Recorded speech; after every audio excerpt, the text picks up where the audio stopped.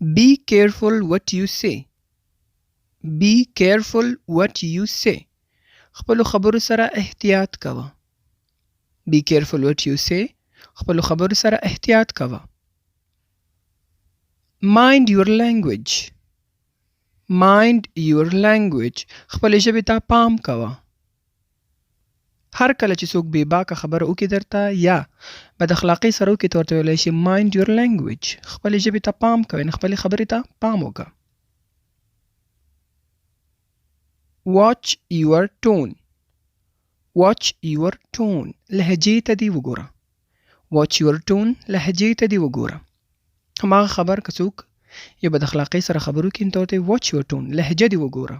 یعنې لهجه دې سمه که، درسته که. Think before you speak.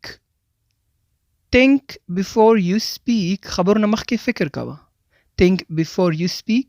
خبرونه مخکې فکر کوه.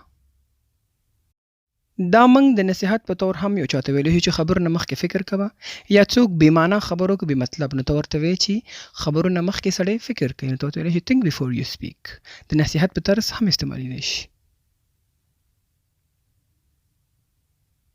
Don't say this again. Don't say this again. داسې بیا ونه وایي. Don't say this again. یعنې داسې دوباره ونه وایي. You are talking rudely. You are talking rudely. ته بې لحاظه خبرې کوي. کله چې هم څوک بې لحاظۍ سره، بد اخلاقۍ سره یا تیزۍ سره خبرې کوي نو هغې ته ویل کېږي rudely. نو هلته ته ورته ویلی شي you are talking rudely. ته بې لحاظۍ سره خبرې کوي، یعنې بد اخلاقۍ سره خبرې کوي. This is nonsense. This is nonsense. دا بې معنا ده.